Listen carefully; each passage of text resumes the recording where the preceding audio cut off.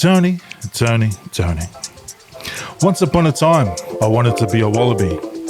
But as soon as coach saw me play, he said, "Oh, you gotta be joking me." I didn't get to play for the Wallabies, but this guy did. Stick around for Richard Thomas. We the PAC, this out POD. Let's all go global after this. Name drops him, right? All the time, I do hope for the weekend. Sometimes it's like, hey, Laurent. Good afternoon, ladies and Tonys. You're listening to the PAC podcast, powered by the Pig Athletic Club. My name is Sione, and if this is your first time joining us, we are a touring rugby club and reformed meme media platform for the players. We're the voice of the people, and we're here to make rugby great again, one meme at a time. Now, please welcome my co-host, everyone's favourite Fia Polipalangi, Mr. Laione Fellini. What's happening, motherfucker? Not much, mate. Same old in the dungeon. Just ignoring every living race. You know, it was funny, actually. Last week when I was listening back to the pod, you know, one thing you and the professor have in common from Coco? What's that? You can't read. Yeah, the intro. So imagine if you two were on a podcast together, it'd be more fucking... You'd be fucking stuttering your P's and just Jesus flipping pages. Mate, it's just all over the shop, mate. Yeah, I thanks. tell you what. Just for the listeners, Ryan's referring to the Coco Show. Yeah, if you haven't already, shortly you have. If you're watching this, you definitely know about the Coco Show. So go cop the Coco Show. Yeah, I got your back, Drew. Yeah. He definitely doesn't listen, so we'll make sure we clip that up and send it to him. Yeah, fucking, that's right. But before we get to our icebreaker of the week, this week's discount code is Richard Toms. We've got Richard Toms on, our former Wallaby Richard Toms, on later in the pod with Onside and Dave. So that discount code is Richard Toms, RICHARDTOMBS. So head to pigathleticlub.com and treat yourself with that sneaky little discount. I have a bit of an icebreaker here from my mates from Black Ops. Still not a full sponsorship. It's still gifted. Oh, we got to drink those beers. Which tastes real good. But we'll get into our icebreaker for the week. You're still on the same one for 3 weeks now. No, bro. I'm getting through them because, going through a bit. Icebreaker. If you were a superhero, this is off the back of... Super Round this week. If you were a superhero, what superhero would you be and why? I think I relate more to the Hulk. I think, you know, like I may not have the chassis and I haven't turned green yet, but I do get angry. Yeah, true. And I do like wrecking things when I'm angry. But I've got go on for you, man. You might not know it. You know, my son introduced me to it when he was a bit younger, maybe around 2 or 3. Captain Underpants. I know you don't wear mahi, but mate, I tell you what, it was real weird when I used to walk into the fucking garage back at Bilson Road and you'd have your underpants on the outside of your pants. Real weird. It just made me think, you know. Thanks, mate. I do that, you know, like your T-shirts. Fobs do their T-shirt inside out, bruv. And I got one for Alex Ironside too. He's Captain Bathurst. His actual cape is a Holden Racing Team shirt tied around his neck and a pair of tradie undies. And his special power is his wank sock. He puts it on his hand and it's full of jizz and he just sticks it down your mouth. Kind of like Mankind, weird. Yeah, okay. Yeah. For the American listeners, because I know we got a fair few over there, it's sort of a bogan joke. So white trash. My friend is pretty much calling him white trash. Yeah. The Captain Daytona. Yeah, there we go, Daytona. Yeah. Any for Dave, or you left him out like we do every week? Oh, I can't remember that guy's name. What was his name? The fucking Tongan superhero. He used to beat people up. Oh, the Tongan Ninja. The movie? Yeah. Yeah, we'll go with that. Yeah, it's the Tongan Ninja, but the All Abilities edition. He beat you up for your lunch. So, yeah. He'll just lick your face. All right. I also got one for everyone. I'll kick it off with Ironside. I had him as Robin from Batman and Robin. For those who don't know, he's not a first grader like us. You know, he hasn't made his first grade debut. So, yeah. And I looked up the superpowers, and Robin's powers were on the Google machine. He said his superpowers are unknown, just like Ironside's powers are unknown, unless you count picking on Gordon Colts on the internet machine as a superpower. Then, yeah, that's how I made Ironside. Dave. For the X-Men followers, I've gone with Bishop from X-Men. Similar looking, long hair, black skin, and kind of big build. And then secondly, I had the superpowers that Bishop has is energy absorption, but Dave likes to call it breakfast, morning tea, lunch, afternoon tea, pre-dinner snack, dinner, dessert, leftover dinner snack, supper, and midnight snack when everyone's asleep. His midnight snacks are kai tangaiku. Respectfully, tangaikus. And his second superpower is destiny manipulation, or his love interest like to call it gaslighting. So that's our mate Dave. Similar. Now we'll cross over to Ryan here. I had him down as I don't know if the millennials will probably get this one. Used to be on. Used to be on Cheese TV in the mornings. I think it was in the mornings. The comic book Tick, the superhero. Firstly, the chin, similar chin. And then I looked up Tick's superpowers, and it's superhuman, and also his mass, so it's very heavy. So for a white guy, is super strength. If you've seen him play rugby, when he gets anger, he's pretty strong, and heavy for a white boy. And we'll finish off with me, Xavier, aka Professor X from the X-Men. We'll flash back to actually a year from now, when our Aussie tourists got into a bit of a fight in Bangkok, and I don't remember this because I blacked out. And then the next morning they said, they pulled me up and said, mate, everyone was jumping in the fight, getting in on it, and looked over, and Siona's just there watching, staring. And like Freddie said, you know, I wasn't just standing there. I was fighting in my head. Superpowers. Silence is violence, guys. Yeah. That's also how I talk to girls. So, you know, people think I'm, you know, inactive, but I'm active, bruv. They just don't know it yet. Be honest, though. So being as Professor X, Professor Xavier, did you ever think over that blue chick, the one that used to change into different things? And did you ever use your mind tricks to manipulate her mind to not the cartoon version? Turn into some chick rugby players that you manifest. Oh, no, I haven't done it to chick rugby players and used my AI generator to make their clothes disappear. So no, I've never done that. What was the other question? Wow, bro. That's pretty fucking weird. Yeah, anyways, pretty thankful for AI, which brings us into our Thank You Tony for the week. Who's your Thank You Tony? My Thank You Tony goes to my beautiful daughter, Kasaya. She was home sick today, down and out. She was vomiting this morning. She had a good 4 hours sleep this arvo, which she might also be an X-Man, because she woke up with superpowers, and her superpower was singing I'm a Barbie girl in a Barbie world all the way home to drop her off at her mum's house. It's, I'm a Barbie girl in a Barbie world. I'm a Stacy. I'm a Stacy. Gotta be careful with that. I'm a Stacy. I'm a Stacy. And then she kept saying that, and that was just on repeat. Yeah. It got louder, softer. Yeah. Oh, nice.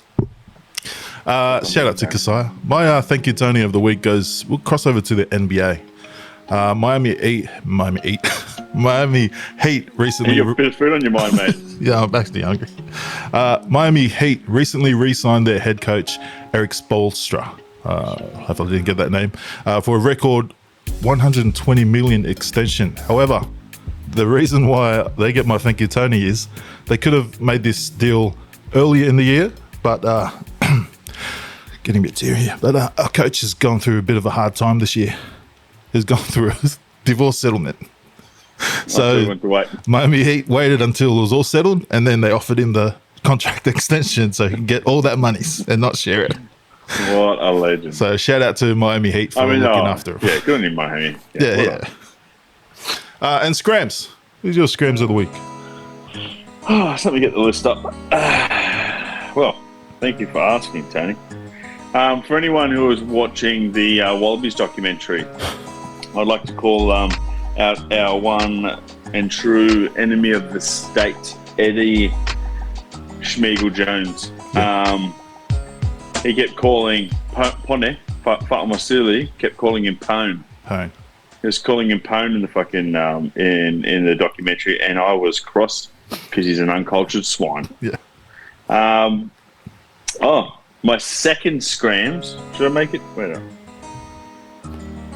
Yeah, I'll go my second Scrams. Whoever the Fiji under Twit Kit guy is. I was, for some reason, just bored today, so I started watching under 20s Tonga versus Fiji, and I brought to my attention when it was a scrum or something that they have some no brand fucking fresh as fuck kit on, not even a brand, just a Fiji emblem and a Fiji flag on it, and that was it. And Straight I'm like, from the factory. What fucking Scrams accelerate motherfucking shit is this? Anyway, so whoever that is, you need to be sacked. Yeah. You are disgusting.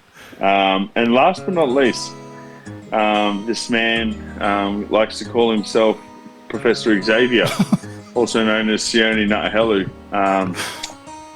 He's unwavering, what do you call it, support for the rebels, quickly turned into hate.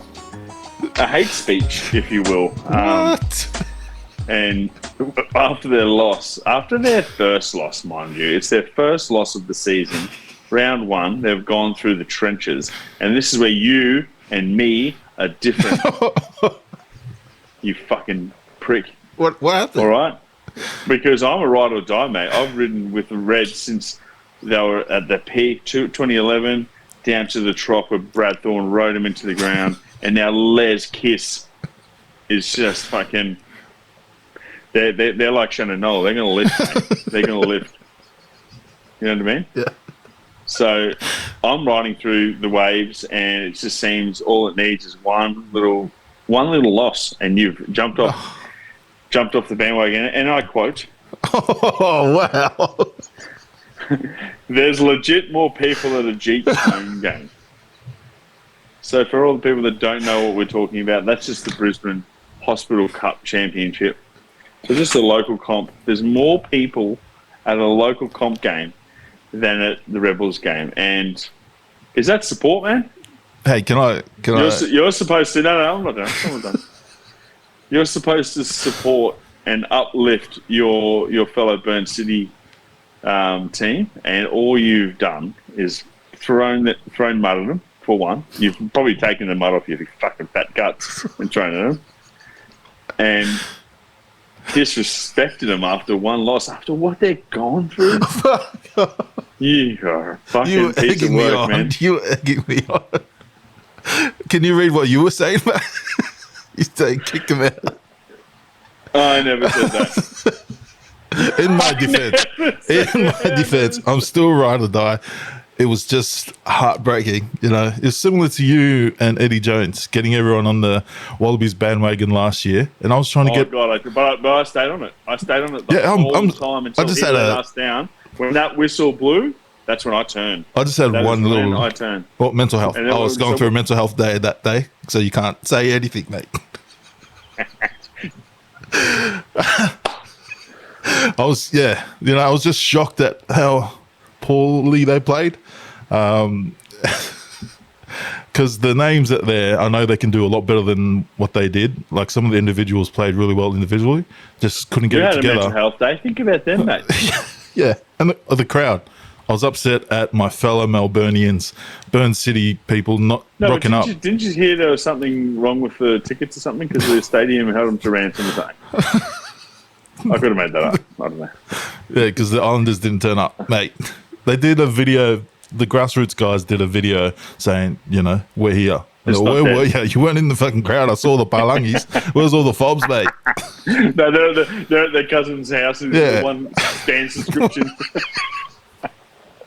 Get behind the boys. I'm back on the Rebels train. We're gonna do one on the Force. You're not angry at the Rebels. You're angry at their supporters, mate. Oh, yeah.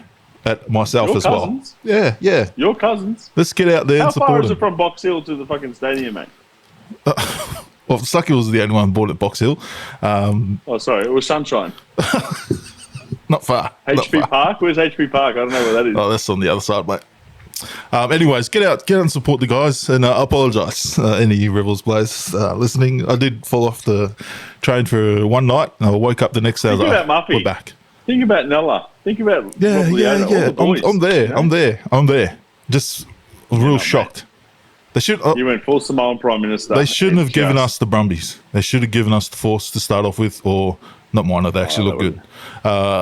Yeah. Well, anyways, we'll make up for it this weekend. So make sure you get down and support the boys. Fuck.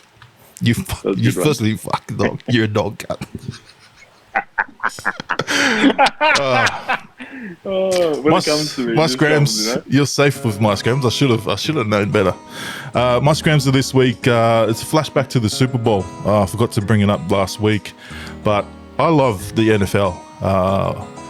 I've since the late 90s. Since that movie with Sandra Bullock and Blindside, hey. With Mono, yeah. Since I was a little children, playing Madden, and then the Super Bowl is our mecca. It's our day. And they've turned it into a bloody circus. I used to be a Taylor Swift fan, but it's getting fucking out of hand, bruv. I had to go on my personal account, PAC account, and unfollow NFL, unfollow ESPN, and all those NFL pages because it was doing my head in. They weren't even celebrating the plays. They were celebrating Taylor Swift. Like, old mate. What to go with that, mate? Vandalus Scantling scored a touchdown, and the camera goes straight to Travis Kelce, who was on the sideline, and Taylor Swift, them celebrating it. And then that's what they're clipping up for socials. And it was grinding my gears. So, yeah, it's good to get it off my chest. She's not even hot. Oh, it's not even about that, is it? Who is she? Like, yeah, you get a couple of good songs, mate, that no one cares about. Our last question is about the Taylor Swift, so we'll hold your thoughts on that, and we'll skip over to our Hong Kong 10s segment. For those who don't know, we're heading to Hong Kong next month, first week of April, to return to the Asian touring scene to take our PAC Barbars there. But before we get there, we're going to have I think the team's going to be full of touring rookies or PAC touring rookies. And Freeney, he's Ulumatua, is an old head in our PAC regime here. And he's going to give us his 5 best touring tips. Ulumatua or Fefekau, whatever you want to call me, mate. You know, I'm basically God, baby. Whoa. Malosi too. Carry on, mate. Oh, whatever. First and foremost. Okay. So we're starting from 5 to 1. Yeah, start 5. Okay. For Hong Kong, if you're strapped for cash, you hang around Wam Chai, you hang around Lung Pai Fong, fill your pockets up with some fucking lemon ruskies from the 7-Eleven, carry them around with you, and then if they catch you in the clubs, they'll go, oh, what? Oh, what? Yeah. So the 4th bit of advice. Find those little Asian dudes walking around for jelly shots. Have a bit of banter with them. One night, I kept stealing them off him and I kept shoving them down his throat. Just like squirting the fucking jelly shots down his throat. I reckon I would have made this guy have about 10, 11, 15. 15. Yeah. Anyway, the next night, he comes up to me, oh my God, you got me so fucked up last night. Anyway, and then he started shoving jelly shots down my throat. So invested in the future. And it was an investment. I used my Charles Xavier powers, and I knew that he'd return the favour. Yeah. 3. So if you go into the 10s, make sure you try and sniff out some tickets for the 7s. And on the Friday, before you go to the 7s, try and get a little party boat going. They're pretty cheap, but if you all chuck in you go a bit of a party boat. There's a couple of islands where you can go get a feed and whatnot. We used to do it with the Mighty Irish Vikings. Good times. Go out there. One of the funniest things was seeing someone steal a live fish and start playing badminton with it. Sorry, Greenpeace. Whatever. Anyway, that's 3. Yeah, just get a bit of a party boat happening on the Friday. Invite whoever you want. 2, travel insurance. Travel insurance. Make sure you get it. If you're a fuckwit like me and get injured on the first night on the piss, which will lead into number 1 soon. I ended up in hospital over there. Silly round eye, I know. Ended up having to get surgery on my arm. And basically when I was coming out of surgery, or when I was, discharged, they're like, oh, this is X amount of money. I just basically threw my fucking insurance at them and walked out. I might have said I was going to the ATM too, but I got in a cab. And good out of there. Yeah. So look for a cab. Yeah. Throw some insurance to bamboozle them for a bit, and get in the cab and fucking go. There you go. Google Translate. Wait a minute. His bank statement. And then number 1, first night fever. All right. So depending if you're playing with a serious team, well, if you're coming with PAC, you've obviously you needed to play because it's crucial. People will get injured. You needed to play on the Wednesday and Thursday. I think it is still. Yeah. So just the first night fever. Probably don't get put in hospital like me. Actually, I didn't get in hospital that night. The next morning, I woke up with a gaping hole in my arm, so I had to go then. Didn't know. Anyway, yeah. So long story short, don't go first night fever too bad. And for the next 2 years, every time we go to that bar, they're like, "Oh, you're crazy." So just a bit of advice there, guys. That's some good advice. Oh, that was good, mate. I actually learned something as well. So let's cross over to Ironside for our rugby wrap. All right, we've got Ironside here all the way from Sydney. It looks like he's already switched bandwagons already after week 1. Ironside, how are you, mate? Yeah, good, mate. Bandwagons are meant to be jumped on and off. And you can jump on and off and all the way to finals. So there you go. Yeah, Franny got me in this week's Scrams. Thank you for that, Franny. I'll get you next week, mate, you fucking dog. Anyways, let's jump into the tasty Super Rugby action from the weekend, and we'll start off with our top 3. You can kick us off with your top 3 players from round 1. All right, well, I'll start with 3, the proper way to do it. Yep. I'm going to go 3. I'm going to go Charlie Cale. Not only, everyone probably saw his try and stuff like that, not just that, but he won a heap of lineouts and he just looked busy, and he's a fucking big boy. Yeah. I kind of hadn't heard much about him, and I asked a few boys that knew him about him and said, yeah, he's good, handy player. So young, big number 8 is what we need for Australian rugby. But I thought I had a cracker game. 2, pretty easy one for me, Caleb Clark. That Blues backline, I said it last week, scares me. And he already just looked fitter. He's still got the size. He just looked a bit fitter, and I'm scared to see how he's going to go this year. And why I'm scared is because he's going to be in an All Blacks jersey, I think. Before you get to your number 1 on that, that game was crazy. Him and Mark Talea was more in the middle than they were on the wings. You got Dalton was scoring tries out on the wing, and they've got them two just roving around in the middle. This is the future of wingers. I really liked watching it. Yeah, I really liked watching that. Yeah. Because I think we went away from that in recent years. The wingers wouldn't come in as much. Yeah. But, mate, that style of play scares me, and they're obviously utilising, what they've got. So, fuck, not looking good for the Wallabies this year. But we've got Super Rugby to get through. And then 1. Now, maybe not everyone's 1, but maybe it's probably a bit more of him coming back, playing Australian rugby again, is Noah for the Brumbies. I know I called it last week, so I just wanted to double down and call it again. Hopefully Sorry, I forgot to post it. I was meant to post it. But just how his organisation around the park, we know that, and nothing wrong with it because you want him to have a crack. We know he's got a couple of wayward decisions in him, but I feel like he really did not do that this time. I feel like playing French rugby they probably let him have more of a crack than we would in Australia. So, yeah, look, I was really impressed with him, and I think that's going to be I think the Brumbies look really good, and that having him as a 10 is such a good base for them. So, yeah, he's my player of the week. Maybe not everyone's player of the week, but just from where he came, where he's been and where he's at, 100% give him number one. Great shout. I remember watching the game and, most of us don't like it when Ironside's right, but this is one of those times you're like, fuck, how good this is. And like the way he's been treated in the system the last few years, and for him to come out round one that against the guy everyone's been saying that he's up against and just doing his job. Like that try that he set up, going around the corner, around that maul, I'm like, okay, Ironside was right. This is the guy. But my top three, I'll start with number three. I had Sami Beni-Finau from the Chiefs. I thought his first half was one of the best first halves I've seen out of the number six. He's got a bit of the Shannon Frizzell 2.0 vibes about him. Just the way he gets off the mark when he gets that ball and just gets his team over the advantage line. So Sami Beni-Finau.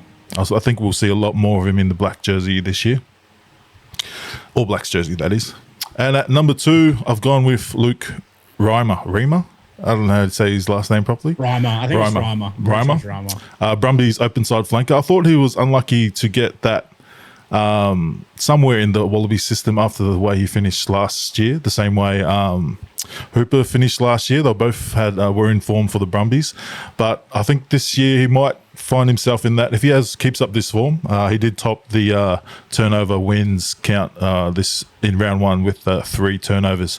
And he's just got that size that I think open side flankers need these days, that little extra, not too tall, not too short, which I think a lot of our open side flanker stocks are a little bit too short for some of the big Safford teams like when we went against Fiji, had a bit of trouble against those sort of teams. So excited to see where he progresses. And on that, he's like a low-key, he's tall and he's a big boy, but he's low-key little nugget, and I like that about him. Like he is good in defense, but like he ran the ball a few times and he's got that deceptive, like nuggety run. A bit, not that Hooper was that tall or that much of a nugget, but when Hooper would run the ball, he'd just go those extra few yards because of the power. But I rated him. I thought he would have been my number 4. Yeah. And at number 1, he was your number 3, but my number 1. Reason for, because he, back in 2020 and 2021, when we used to do the Shoot Shield team of the week, he was always in, like literally always in our team of the week, to the fact that he actually sent in a photo of himself, because I was using one that I got off his Instagram and it was a little bit pixelated. I kept using that, and then he goes, the boys were saying I need to send in a photo of myself, so he sent in a selfie, and we're grateful for that, and it's still in the archives. So it was good to see him. It was good to see him get his debut last year, but kick on and sort of fill that massive gap that Pistol Pete left. So hopefully he kicks on this year and gets a few more touches. And Tars, you dropped the ball there. You dropped the fucking ball there. It's funny because that feels like so long ago when he was playing shoot. It obviously wasn't. But 2021 was his last shoot year. Yeah, it feels so long ago. And I kind of, when I was speaking to people, I was like, who did you spoke? And then I was like quickly reminded about him. And the Tars did drop a ball on him. Anyway, they've done that a lot recently. And like we do a lot recently, we're going to claim PAC Pathways. Charlie Cale, PAC Pathways. All right. And we want to touch on a few players. I've added this one in. Any players that come out of left field, like at the start of the season, you had no idea who he was, or you knew of him, but you didn't think that he would kick on like that in the first round. Did you have any stood out for you? I guess that we've just spoke about it, but Charlie Cale would be my number 1 for that. So that's that. And then I kind of took a little bit of done a little Frady on this. I did a little spin on it. I got one more person that I did surprise me, but I've also got an old bloke that surprised me. And there was a bit of debate in our little group chat, but Frank's coming back on the field 10 minutes into the game. And he missed some tackles, and everyone does that, especially props. But mate, he came on and played 60 minutes. He's like 36 years old, front row, got a few tight heads. Really did. He didn't get BCF'd. No, he didn't. It was there was a bit of debate that he did, but Super Rugby needs to fix their stats up because apparently there was no penalties in that game. But a big one for me was he's not playing this week. He's a big body. I think he was a little bit lost sometimes, but it did surprise me a bit more than I thought. Is Miles Amatissimo for the Tars? I think that it was it's probably a good start for him because it was a tough game for the Tars, and he's gone up a pretty decent forward pack. But I feel like everyone starts writing blokes off in their first game as per usual, but I still think that he's got a little bit more. I think he looks good, and I think he's got heaps more to give. And he's got some experienced second rowers in that Tars squad, like Ned Hannigan, Hugh Sinclair, Jed Holloway. Yeah. He's got the right blokes. He might not be in the right situation at the moment, but he's got the right mentors. And I think that they're all pretty hard-nosed second rowers. So I'm looking forward to, him going off that. Yeah, his size is just it's there. The ingredients is there. He just needs to, I think, use this year more as a learning year, and then he'll kick on same way Skelton did. So, and he's, mate, what is he, only 21 or something like that? Something stupid. Yeah, he's massive. He's genuinely one of the. I was shocked when I saw him at Tars HQ. Because he made Ned Hannigan and Jed Holloway look tiny, which is hard to do. Yeah. My one was, I still have no idea who this guy is, but he came off the bench for Moana Pacifica. The reason I forgot to Google him after I wrote it down, but because when he came on, Moana Pacifica, everyone knows Tongan Samoan. This guy, he might have it in him somewhere, but he looked like a white boy, country boy, and his name Jacob Norris. He was. I was like, who the fuck is this? They got to bring in Balangi, and the way he played, I'm like, okay, I'm a big fan of this guy. He plays similar to Charlie Gamble, does all the off the ball stuff that people don't really see. And he's just he's got that little dog around him, the dog in him, just around the park, just gets into it. Counter-rucking. I love a bit of counter-rucking. He gets into that a lot too. So, and it's good to see him get a start this week too. So, if anyone's listening and knows a bit about him, is he part Samoan or Tongan or? I just looked up here. He has played for the Maori All Blacks. So, okay. Not much in here about him, but anyway. All right. There you go. Well, if you're watching, make sure you keep an eye out on Jacob Norris for Moana Pacifica this weekend at Super Round. Okay, Super Round is in Melbourne this week, and I know I was trying to egg on my fellow Melburnians to get out to the game last week, and you guys must have missed the pod because fucking 4,000 people turned up last week. When I tuned in, I was wondering why at the start of the game, before kickoff, none of the camera angles was showing the crowd. It was all real tight shots, zoom in shots on the players. And then once the kickoff went, I'm like, oh my days. It was embarrassing. So, but we want to cover the crowd attendance was poor from round one, especially in Melbourne. Are the days numbered for Super Rugby? Well, yes, the days are numbered for Super Rugby at this current setup, definitely. I don't know if that means Super Rugby's gone. I was just reading on before about how the Argentinian team, I'm just going to call them the Jaguars. I'm not going to call them the Hagawaris because I don't want to not pronounce it properly. But I was reading that they're ready to go if something happened. Well, they put it out or Sands up? I read an article. All right, there's 2 articles came up. Yeah, it was that they're saying that they wouldn't mind having a team. It's a hard reality, and we skip about this because we want to be friends with everyone. But I think we need to drop a team. I don't know what team that is. At this rate, it can't be. Obviously, it won't be Queensland or New South Wales, even though maybe it should or maybe it shouldn't. Too many. I think there's too many Australian teams. Yeah. I don't think that comes into attending games. I just think that comes into spread of talent. I think we can't compete. Only way to keep all 5 teams is to open it up to internationals. Like, it doesn't matter how many Aussie. If you're good enough, you're good enough. If you're not, then go play park footy with the rest of us. Like some of these Kiwi boys probably deserve to be pros, but aren't getting that game time. And some of these overseas, like even if the Hagueras came, let them play and let some of our players go play there. And just open up the borders, open up the apartheid borders of the Super Rugby Sansa that you got, and even Fiji. Like it would be cool for one player to go over there, learn a bit from playing in Fiji for Endura, and kind of just leave the clubs be clubs, similar to exactly like football, like soccer. Let the clubs be clubs, build their own little identity within a club instead of they're all dress rehearsals for international clubs. That's what I think. And it's pretty much NRL. Well, it is true. I just worry that then what happens to the talent we got here? Like, do you cap it at like? I think that's how it works in France. You can't have just everyone can't just be an international. Yeah. Well, it's like also tricky with all the Fijians coming over here to play. Yeah. Then Aussies are okay. After 5 years, you're pretty much one of us. Yeah. And they'll sit out. Well, they're going to have to get onto that straight away and say, okay, you can't play. You can't do your 5-year stint and try and get in the system that way if you're playing Super Rugby. So comes down to like salary cap. Like, do we have the money to attract all that? And, we don't. I agree. It would be awesome to, imagine we could have them all. All the South Africans might even come down and play here, Yeah, true.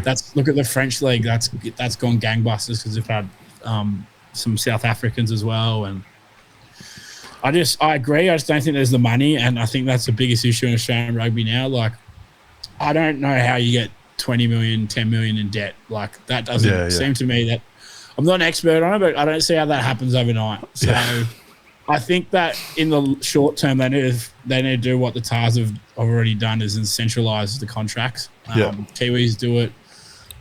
We could do it. I think England does it, but it's a different kind of model because they're privately owned clubs. But But on that as well, like getting to the games, like so much stuff coming about, Rebels support rugby and Melbourne supports rugby, and then week one, no one there. Like, I don't know if that was, say, happening in New South Wales or something, as someone like, for example, Norse, I'd be like, all right, let's get the whole club there. Let's get some buses there.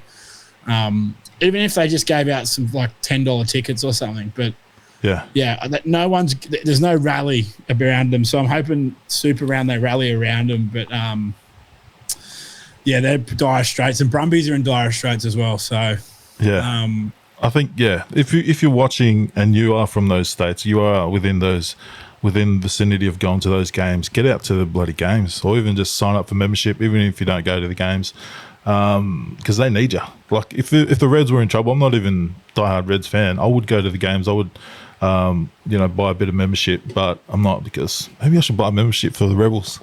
Okay, I'm going to do that. I'm going to buy a membership for the Rebels, only if everyone else promises to do so for their supporting team.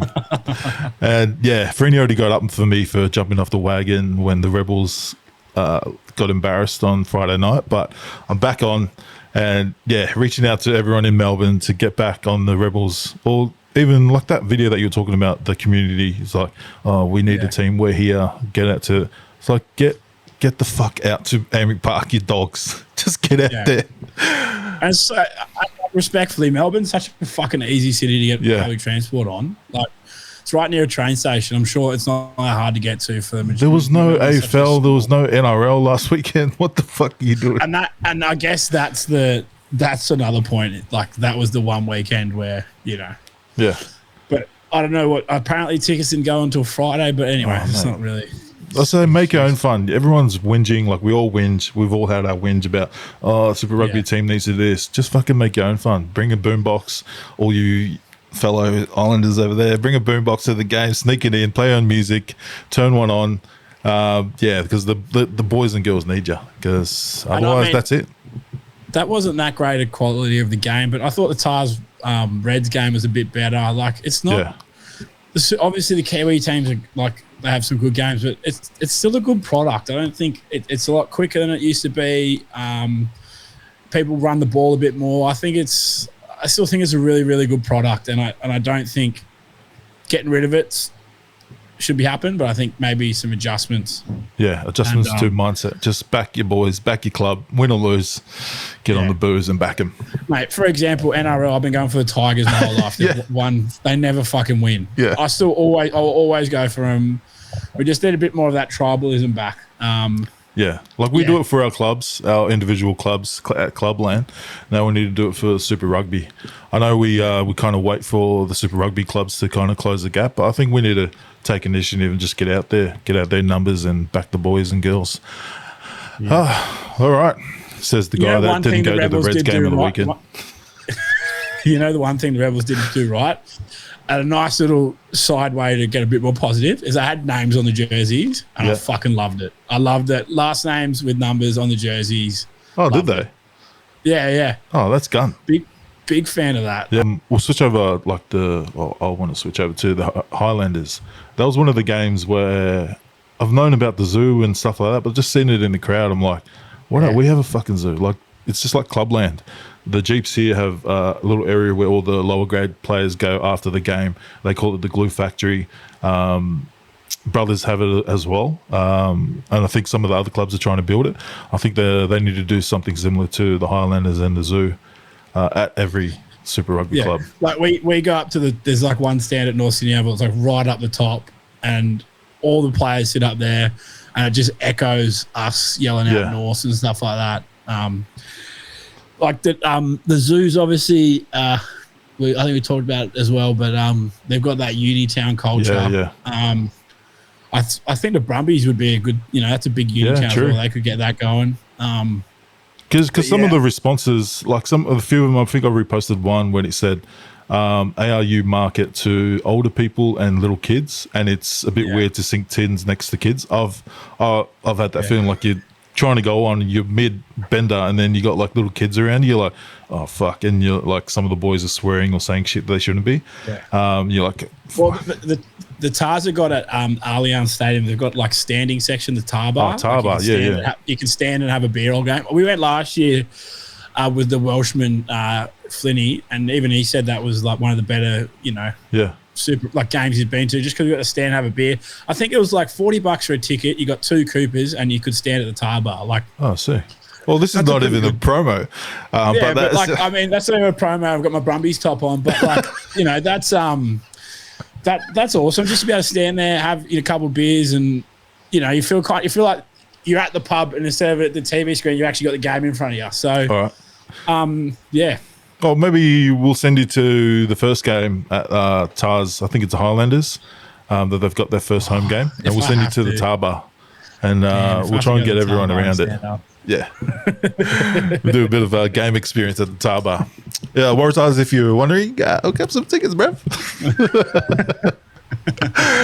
All right, Ironside's leading our tips with 1 point last week after he backed he backed the Brumbies over the Rebels. So you're 1 point ahead, but this week Super Round picks.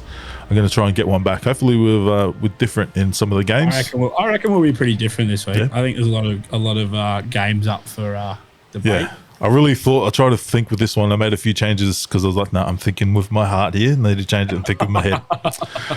All right. Highlanders versus Blues to kick off Friday night Super Round down at Amy Park. Who are you backing? I think that's the round of the game of the round for me. Okay, yeah. I'm sticking with the Blues. I'm going with the Blues again. Yep. I know Blues made a few changes, but I think some of the boys that they brought in, like Rico Ioane, it's not going to make a difference. I'm back in the Blues as well. I'm a Highlanders fan as of last week, but I'm back in the Blues for this one. Okay, my game of the round, Rebels versus Force. Good old fashioned poo slinger this one, I think. I've gone with the Force. Okay. We're different in this one. I think the boys are licking their wounds, and they would have been embarrassed from last week's performance. They've made a few changes, which I'm a little bit excited about. And I think the Rebels will get this one. The Rebels are going to go on. I don't even think it's going to be close. I think the Force, I haven't looked at the Force team, but they missed Jeremy Williams, the captain, last week, and some of the other second rowers. So I think that's where they are going to struggle. Hopefully they're not in the team this week. But I think the Rebels are going to go on one. Williams is back. Jeremy Williams is back, definitely. I'm sticking with the Rebels. Anyways, next game, Moana Pacifica versus the Fijian and Drua. I'm going against my heart a bit here. Quick shout out to one of our favourites. We call Claim Pack Pathway. Sateki's coming off the bench for them, which is I'm really excited to see him play. But I am going to go with the Drua. I just feel like they've just got that little bit of a difference in them. And if it's kind of dry and stuff, I feel like they'll throw the ball around a bit more. So I'm going to go with the Drua. Okay, all right. You've gone with Drua. I've gone with my heart on this one and my head. And they both say Moana Pacifica. They really impressed me last week. Even though they lost the game, they were impressive. Just work off the ball, not doing things that normal Islander football would do.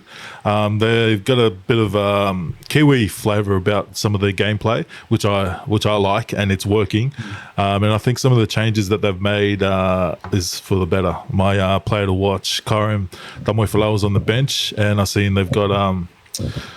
Sateki also on the bench. I think Seko Pekepu's back on the bench, as well as Gordon's very own Ula Tawelangi making his debut, or potential debut, off the bench. But once, like I said before, keep an eye out for Jacob Norris. I think he's starting at number 6 this week. Very impressive last week, but I think, Moana in this one. So we've got 2 different so far. Now we'll go to Crusaders, which would have been game of the round 10 years ago. Crusaders versus Waratahs. I'm going to go. I think the Crusaders actually looked. Yeah. We did say they would. They looked way better than we thought they were going to look. So I think their 10. What's their 10's name? He's a young bloke. He was Rihanna. The 10 for the Rihanna. Rihanna, yeah, that's the one. Barrett was Barrett again. Yeah. I just think they'll be too strong, and I still think they look pretty dangerous. Just the way the style of the footy they're playing. Yeah, Barrett was huge for them too, for that comeback in the second half. I was actually surprised with the second half because I thought the first half I was like, okay, this is what I expect them to do, and I thought they're going to kick on and lose and begin their losing era, but nah, they're still the old dogs. And I think Freeney said Havili's back this week for Crusaders, so fuck. And Parise's out for the Waratahs, so I think might be a bit of a mismatch with Havili and fucking the big horse, who was a bit quiet, didn't get much opportunity last week, but I think he's going to be out to prove some of the people that have been talking chat. But yeah, I watched some of their pundit shows on the weekend. They didn't say some good things about Levi. So we're both going to Crusaders there, and the second last game and the first game on the Sunday is the Chiefs versus the Brumbies. I think the Brumbies would have had a lot of stuff to, like, if we're looking at how they would have done it, I reckon the Brumbies would have had a lot of stuff to watch from the Chiefs. I think the Chiefs would have had a lot of stuff to watch. And once everyone started, the Crusaders last week started taking out Damien McKenzie, he was getting, he played really well, don't get me wrong. He was getting fucking folded in back play. He was constantly down. Yeah. I actually think the Brumbies are going to get a win here in a real tight game, because I think that this is a big point to prove for them, and they'll be up for it. And I reckon that game last week would have been tough for the Chiefs. There'll be a few sore bodies, so I'm going to go with the Brums. All right. You've gone with the Brums, and I originally picked the Brumbies, and I went with my heart with the Brumbies, but then I quickly switched when I looked at the team, because I thought Damien McKenzie was going to miss a week after he came off injured last weekend. But I saw his name on the team, and quickly switched over to the Chiefs, and I think the Chiefs are going to get through this one in a tight one. And we'll finish off on the Sunday with the Hurricanes up against the Reds. Everyone was right about the Hurricanes. They look pretty dominant. So I'm going to go the Hurricanes. Last week, not even their players that we thought were going to be kind of their standouts were the standouts. Yeah. And Rogard's back starting, and I just think... Is he starting? Fuck, that's sad to Villuin, who actually played well last week. He did too, but I just think him, against the Reds... Yeah, I mean, everyone's talking about the Reds. I wasn't super impressed with the Reds, to say it. So I think the Canes are going to get a win here. All right. I wasn't super impressed with the Canes. I watched some of their trials and I thought they could do a lot better, which now scares me as I say it, if they're going to click for this round. And I was more impressed with the Reds because it looked better than their trial form. I think, fuck. Now my head's saying Hurricanes, but I've locked in the Reds. So yeah, I'll just back the Reds. I think they had, like Wilso, the way he played, I think the way he kind of yelled at some of the boys that weren't hitting rucks. I'm not going to name names. I think his leadership around that, it's different. So yeah, I think like Ryan said, they're going to get their Les kiss on and kiss the Hurricanes goodbye back to New Zealand, licking their wounds after what they did to our force Mandem over in the west. So lock in the Reds. So we've got a few different there. So hopefully I'm going to try and skip over you with your 1 point lead this week. No one put down their tips last week, but if you want to play along, make sure you put your tips down in the comment section to help the algorithm. Thank you, Dennis. All right. Before we cross over to interview with Richard Toms.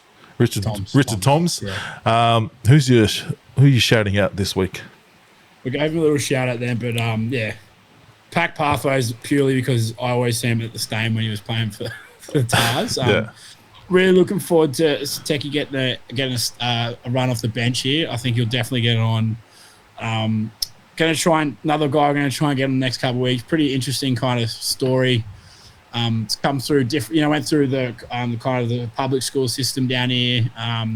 Didn't start rugby till late, I've heard, and it's good. I reckon it's going to be a good chance for him to learn a bit more off these guys, and I'm really looking forward to him. So quick shout out to him and good luck this weekend. And even though I picked the draw, I wouldn't mind seeing them get a win. Yeah, good shout. Thanks for calling in, mate. And we'll switch over to yourself and Dave with good old Richard Toms. Oh, he's got him straight up my spine and like stands up me up. Oh man. He hates the slime, I'll tell you that. I hate it. Fucking hate it. Fucking hate it. Hate winning, hey? It's like everyone hates uni these days. Randwick were the uni. All right. Good to go? Yeah. Good. All right. Well, can I swear? You can swear. Oh, of course. Say whatever the fuck you want. Yeah, exactly. Which is why it's going to be the first podcast you listen to. Our next guest, we welcome him along. He's born in New Zealand, but he did play 5 international caps for the Wallabies. Oh, wow. He's Wallaby number 698, played centres, spent 3 years in Gloucester Rugby. He's now the GM of Hearts in Union, a rugby foundation. But most importantly, he played his rugby at North in Sydney, not Brisbane, North in Sydney. He's a bit of a legend around those parts. Richard Toms. Welcome. Tomsy, mate, Thank you so much for coming to your local pub, which you would have come to today anyway without us doing this. You did bring an incentive, though. There's beers on. Mate, thanks for coming. You've got a bit of an interesting past with your rugby and what you're doing now in your life. And, mate, we'll just probably start with how did you get involved playing? How did you start playing rugby, first of all? Oh, I was growing up in Port Macquarie. Well, Gunnedah originally, but then Port Macquarie, and I was playing rugby league through all those years. Yeah. Until I was about 15, and then the coach of the team I was playing with in Port Macquarie Sharks, he didn't get the coaching gig again for the under-16s, and so he said, well, "That's fine. I'll take him over to rugby." So he took our whole team over to play rugby. And then instigated the under-18s Mid-North Coast competition with Kempsey, Warhope, Taree, Port Macquarie. That was my first year. And then that year we went on basically an under-18s Mid-North Coast tour to New Zealand and played over there and got a real lesson about rugby. And then came back, and then I think I moved to the Armidale School. I moved to Armidale and I started the Armidale School, which played rugby only. And I'd represented the under-15s Rugby League Australian side the year before. Yeah, right. And didn't play another league game since. I just went. No regrets. No regrets. Not playing rugby league anymore. Oh, look, I did have a talk to Frank Stanton in about probably 93 or 94. He was coaching Manly, and I was tempted then, but the only reason I didn't go is they talked to Simon Devereaux, who was the Welsh centre at the time. They'd spoken to him first, and he accepted, so they went with him as his first offer. Fair enough. And then I didn't talk again after that. I don't know why I didn't talk in '95 when the Super League war came through. Yeah, I don't know where my head was just so rugby. Enjoyed your rugby too much. Yeah, I was. I was so indoctrinated. At North, we got Simon Gillies down at North's coaching now, and he was a part of the Super League war. So there's a connection there. Mate, some people made some money out of it. Exactly. Now, Tom, I heard when I did say that you were born in New Zealand, there was a little bit of silence, a little bit of a regret there. As someone that's actually not born in New Zealand but is half Kiwi, how's your feelings on that? Okay, do you a bit like when you hear the slime green? Yeah. Okay, how about this? Do you sing when the national anthem gets sung in the Bledisloe? What do you sing? Oh no, I don't even know the anthem. It's a beautiful anthem though. The New Zealand anthem is a beautiful anthem. However, I don't, because I was so hell bent and focused on becoming a Wallaby and playing for Australia. I never allowed my New Zealand heritage to get a look in. Well, we might need to claim that up on the Wikipedia page. We'll just say you're born in Manly. We'll just use that. Well, I moved to Gunnedah when I was 15 months. I know. Yeah. So you're Australian. I was going to say, not a lot of people from New Zealand moved to Gunnedah. You either moved to the Gold Coast or you moved to Perth. Yeah, or to Manly. Or to Manly. You went to Gunnedah. I went to Gunnedah, mate. Oh. Well, I actually moved to Manly, and then Dad got work out there, and we moved to Gunnedah. Weren't here long, so out to Gunnedah. So as a young fella, when was the first aspirations to become a Wallaby? Obviously, because you deserted your New Zealand heritage for.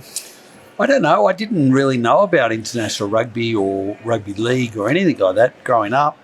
Like, I used to watch the Wallabies. I used to watch the Kangaroos, but never had any thoughts of playing there until I probably went to Tas. The Armidale School, which was year 11. And then we, at the end of my first year at Tas, we went over to follow the Wallabies, the 84 Wallabies in the UK. Tas went over there on a tour. We were on a 5-week tour over there. Oh, wow. And that, I think, at the end of that tour, when the Wallabies played the Barbarians, we had a player who had stitches in his head. And I knew the doctor from playing New South Wales Schoolboys of the Wallabies. I said, mate, he's got stitches. You reckon you can take him out? Took us, 3 of us, into the Wallaby change room after that Barbars match. And I'm in there with the Wallabies, like after the match, after changing in their changing room, just going, wow, they're good. It's actually pretty interesting you say that. I mean, it's something so small that's unreal. And then my mate got his stitches out, and we were hanging around. Then there was like everyone was leaving. We were leaving with them, the Wallabies, moving with them, and we had our blazers and tie-ons. The Armidale School, and outside. And this young bloke pushes a pad and pen at me. Like, why not? So there was Michael Liner, Simon Poitevin, Mark Ella, Richard Toms right across the middle of it. That was my first autograph. Good. And I thought, this isn't bad. And I think probably about that tour onwards, I was like, maybe this is all right. The Wallabies. So I think it was more the signing the autographs more so than playing for the Wallabies that caught your eye. Yeah, I thought it was pretty good. It was pretty good in the change room and everything. It was exciting. You had a similar experience to that in a different way when I heard a recent story, a bit of a club legend when I was passed away, Dick Shaw, recently, and Harry Bury, our first grade centre, and he went along and he told a little yarn about when you first came down and experienced North's club culture with his shore. Sounds like a good thing. It sounds like a Randwick thing when you hear that. There's a few rules at a pub and a bar that I heard about. If you could maybe elaborate on that for us. Oh, So what are we talking about? 1989, Norths won the club championship, which after a decade in second division, got them promoted in the first division. So they're going into the first division in 1990. And they invited me down to come to their 89 grand final, have the weekend and just meet the clubs, get involved to determine whether I'll come down from South in Brisbane to come and join them at North.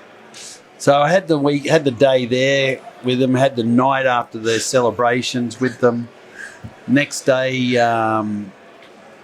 Dick and I, the president, Dick was sure was the president, I was staying in his joint. We walked into the club at about 11 o'clock and I think everyone had been there probably all night. And it was the rugby league grand finals that day. And anyway, a rule was made that no one was to be standing in the club. So everyone's on their knees, crawling around North Rugby Club, which is this rugby club is a beautiful old rugby club. You used to look over Sydney Harbour, and these guys are crawling all over, 200 of them. Dick and I walk inside, and well, we're on our feet, and Dick goes, "Oh, you blokes, stop! Everyone quiet, settle down. Everyone sit down." They're all sitting anyway.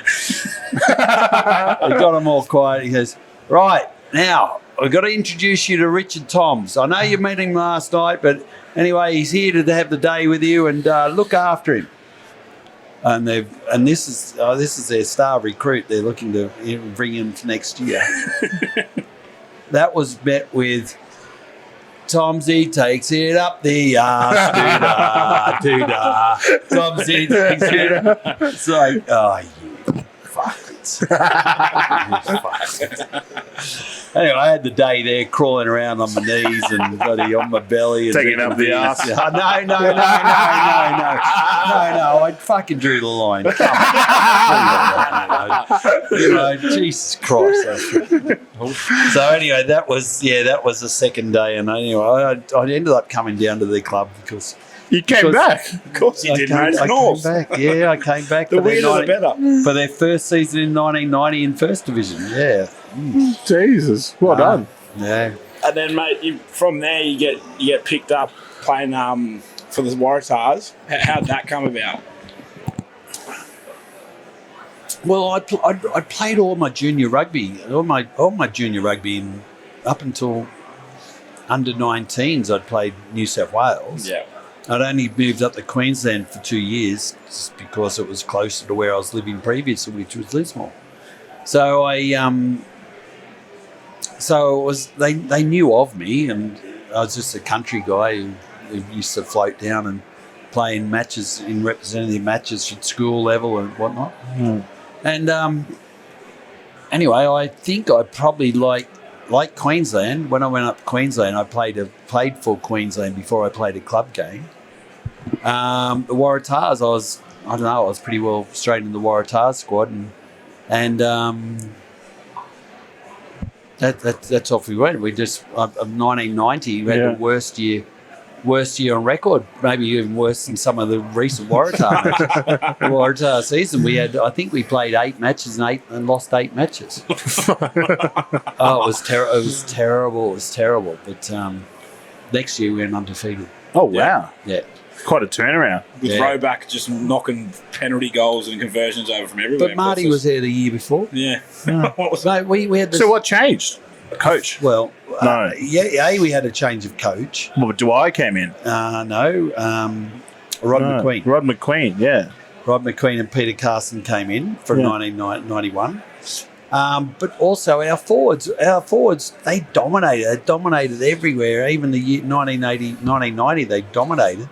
they just wouldn't give us the ball when it's finished. Because they were probably too concerned you'd knock it on and they'll just have to come around. Probably, maybe they were. We didn't have a strong back line. I know that. I mean, so they'd rumble it and then they'd take it as far to the death and then they'd stop and then, then they'd give it to us and we'd get pummeled. And, but next year, Rod McQueen came in and put a whole new pattern in and the team just gelled to it so well. We went through undefeated. We had 10 matches, 9 wins, 1 draw. Wow. And 2 at Argentina, and it was great. It was great year. So then you had a couple of years there, and then you moved over to Gloucester for 3 years. How old were you when you moved over there? And moving to England for 3 years must have been a bit of fun. Well, so... someone from Gunnedah, they grew up in Gunnedah and got to Gloucester. Yeah, oh gosh. But Armidale's similar to Gloucester. Yeah, that's true, yeah. I got out of Armidale after 2 years. So that was 97. So I'd have 7 years with the Waratahs and the Wallabies, and then it's like, so 97, I'm 29, turning 30. And to be honest, mate, I reckon players are in their peak at 27 through 30. Yeah. That's good to know for me. I'm still waiting to peak. 27 right now. Yeah. Might be a good year in 3rd grade for me. You know your game. You'll dominate. Jake, mate, you're still 29, mate, so you're all right. You might even get promoted to 2s if you dominate that well. If you know your game. If you know your game that well. Fuck, I hope not. That's too late in the day. That's eating into my beer drinking time. So I had 97, and then I was invited to come, and it just turned professional. It was like, I think they were in their 2nd year of professionalism. We just finished ours. Maybe just started ours. Finished our 97. They were starting their 2nd year of professional rugby, and Gloucester is traditionally they're traditionally only picked within Gloucester. You had to be a Gloucestershire local. Yeah, to be selected. Anyway, they're obviously professional and moved that. They always played 10-man rugby. Only played forward rugby. Yeah. So they needed back. So they recruited myself, a 12. They recruited Terry Fanaloa, who was a Samoan, up-and-coming Samoan centre. He played 13. And Philippe Saint-Audrey, who was the French captain. And he just stepped down from French captaincy to basically enjoy his rugby a bit more. Come and explore. So we were the backs, and we, as soon as I recruited, flew over there, hit Heathrow, joined up with the team, and went over to France to Biscarrosse. We had 2 weeks in camp there, which was like Terry, Philippe, and I just thrown into the mix, and nice, and it was awesome. It was so good, and we gelled and it just made for a great. It's funny you say that. You get thrown in with a few other different internationals and you just speak rugby. Yeah, well, international language. Yeah, well, they needed the backs, and they we worked really really well together, and it was just good to just get thrown into the deep of it straight away. So we'll just jump back then a little bit to being a Wallaby. So do you want to talk us through the moment that you found out that you're going to get a cap? And I mean, you're in an era of some pretty handy centres. Yeah, who was coach? Who was coach at the time? Well, who gave you your first cap? Probably before that. Probably the more one of the just as exciting was my selection for the 1991 World Cup. Yeah.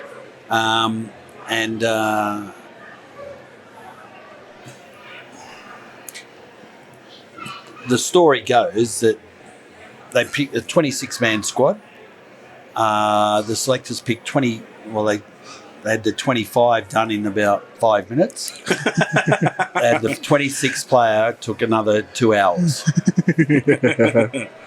Because there was this prick called John Connolly, who is a Queensland coach and selector, who was the reason I left Queensland and came down to New South Wales. He was all these years later, he's still holding on to it. He was pretty adamant that I wasn't going to go with the World Cup. So for 2 hours, it was squabbled over who would be the 26 squad member. Anyway, I got the nod. And then I got the call up when I was at work, and it was awesome. Yeah. It was awesome. The snow, I was in my, really, I played 2 years in Queensland and with Queensland, but honestly, 91 was a year the Waratahs just came of age. We dominated Queensland. We dominated everyone we played, Auckland included, which no one beat Auckland. And so I got selected, and it was just fantastic. And even people say, we won the World Cup. I didn't actually get on the pitch. I was myself and David Knox didn't actually play a game, but again, it doesn't bother me. We won the World Cup. If we hadn't won the World Cup, I could blow up, but we did, and it's like selectors made the right choices, and we play on. Man, I think if David Knox wasn't playing in the World Cup, the caliber of player he was, to be sitting on the bench not playing, it must have been the handy 10 that was playing on the day. Who was playing 10? Michael Liner. There you go. Oh, I think there could have been a few other 10s playing. Anyway. Also, too, your big part of your life now is the Hearts and Union Foundation. I know that you spend a lot of time with that, but do you want to just maybe talk us through what your goal is? You're your general manager. Is that the correct title there? Correct. And the charity is Hearts in Rugby Union. Hearts in Rugby Union. It was the Hearts in Union. Don't worry, it was there for 17 years. It changed over the Hearts in Rugby Union 2 years ago. Yeah. Just because we took the wellness and injured players pillar from the Rugby Foundation to Hearts in Rugby Union. So they made it Hearts in Rugby Union. So what's the basic, the premise of that foundation? Yeah, what do you support? Or We look after permanently injured rugby players, which is players which are basically in my condition. Yep. Who have had a spinal injury playing Sport, rugby or training. Mm-hmm. No, they have to play rugby. It's all rugby. Yeah. And generally, NDIS looks after us very well, but there's other stuff they don't look after, and we raise money to look after, basically buy them a vehicle so they can get around. Right. Yeah. And obviously for our listeners and whoever's watching, what's the best way we can get behind it and support it? Is there a fundraising every year, or? Oh, look, we do lots of fundraising at especially various events, test matches, but you can log on to our website, which is at heartsinrugbyunion.com.au. Yep. And there's a Give Now section in there. Just jump on there and give what you can. Give us all you say. No, not all you say. Not all you say. It's just a little portion. Just a little portion. So I wasn't injured playing rugby. Yeah. But I know what it's like, obviously, being a quadriplegic, and I think I can live and talk what they experience and raise money for them. Yeah, and on that, you've spent your whole life training. You've played for the Wallabies, the Waratahs, and then you've had to then train yourself up again later in your life after an accident that happened. And talk us through that, because I know that I've read a lot of stuff, and obviously I know you personally, I know what's happened, but the motivation, you're a bit of an inspiration to people, and I love seeing your stuff on Facebook and helping with access for people like that. Like, obviously, it's been not dealt the best hand, but you've made the most out of the opportunity. What's not an opportunity, probably the opposite of an opportunity, but yeah. Oh, look, I was injured playing soccer, bizarrely, and I don't know. It's one of those things that I don't know if it's innate, it's built into you or whatnot. But there's quadriplegics worse than I am. Yeah. I'm fortunate I can use my arms. My hands are impeded, but I can still use them. I can pick up a schooner. That's very important. That's very important. It's a very important skill to master, and not a lot of quads can do that. Yeah. So, but I realise that it's a battle. It's a battle for me. It's a shit sandwich. Yeah. And but you got to get up each day, and you got to face it, and you got to get up, and you can lay there, and you go, oh, this is so good, comfortable lying down, but you don't. All you do is go backwards if you keep lying down. So it's just a matter of just biting the bullet and going, right, got to get up and get going. And I guess I did that with my training. You know, you guys know what it's like that sometimes you don't want to go out and train, but once you get up and get going, momentum takes hold.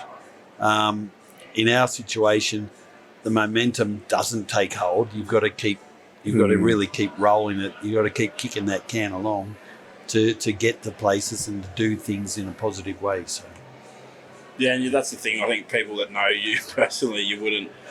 You've always got a big smile on your face, and you're always very keen to have a schooner and have a good chat. So you've definitely inspired a lot of people in that journey, and it's really great everything you've been doing with the Hearts in Union. I know that we try at Norse to help out as well.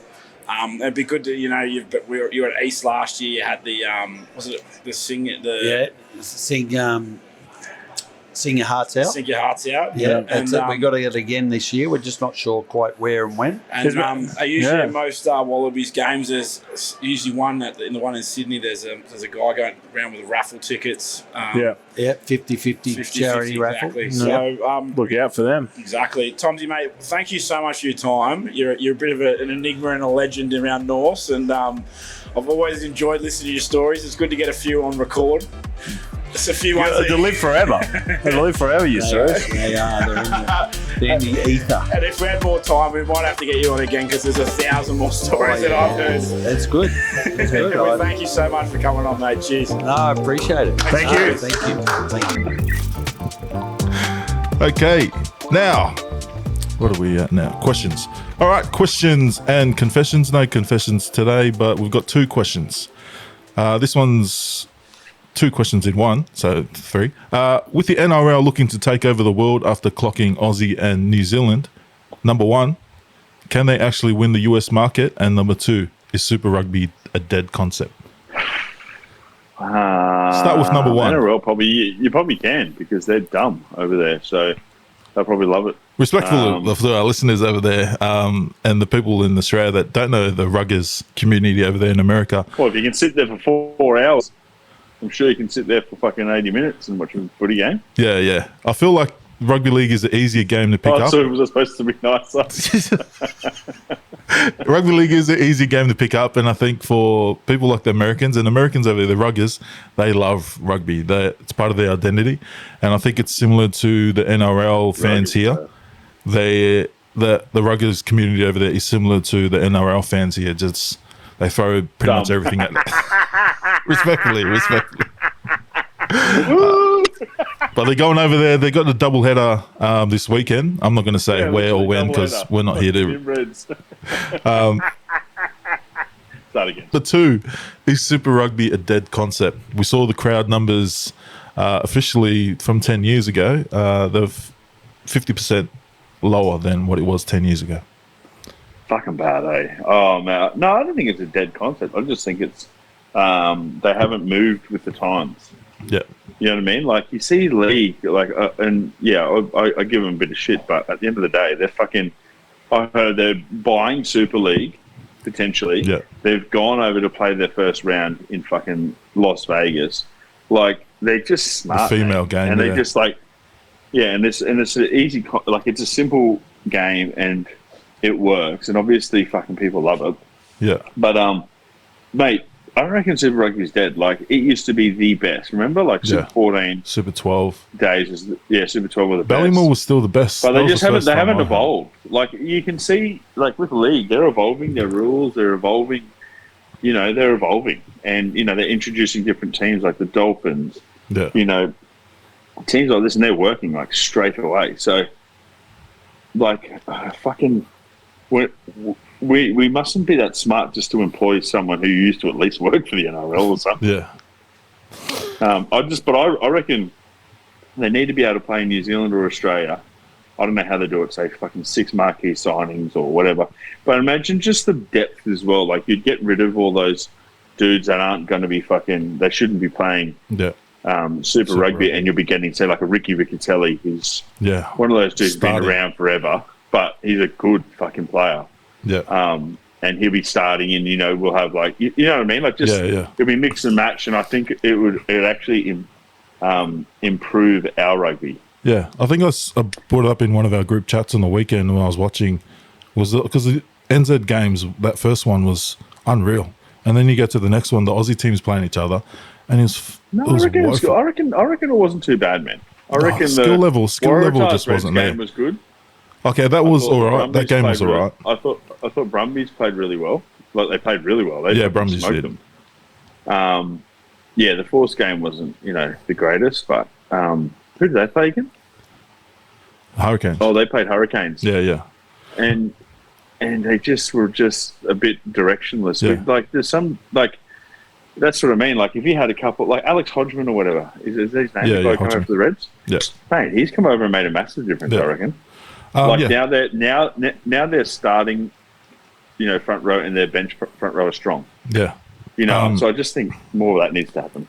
Because what I was trying to go back to was that in that group chat when I was red hot angry at the crowd numbers and stuff, and I said, what did I say? We need to stop the apartheid, like this regime of NZ players only have to play in New Zealand, Aussie players have to only play here, Drew players only have to be Fijian. Like, just open it up like the NRL have, and like these clubs, like picturing, we always rave on about it. Freeney's raved on about having someone like Richie Mo'unga playing for the Reds or those sort of names, and it's just like the community that he builds in NRL. You have all the WAS, that's got heaps of Aussies in there, and all the other teams have heaps of Kiwis in it in Australia, and people just get behind it. Like, build the club 100%, rather than trying to build the national team. Yeah, exactly right. And mate, fucking oath. Yeah, it just makes sense, and I don't know why they haven't adapted. And now they're talking about putting the fucking the Hagiwares back in. Like, what the fuck, mate? Like, what planet are you on, mate? Ridiculous. Fucking hell. I'd rather get South Africans back in before the fucking Hagiwares. Yeah. Anyways, last question, and it's okay. I know you guys are a rugby podcast, but can you explain to me the obsession with Taylor Swift?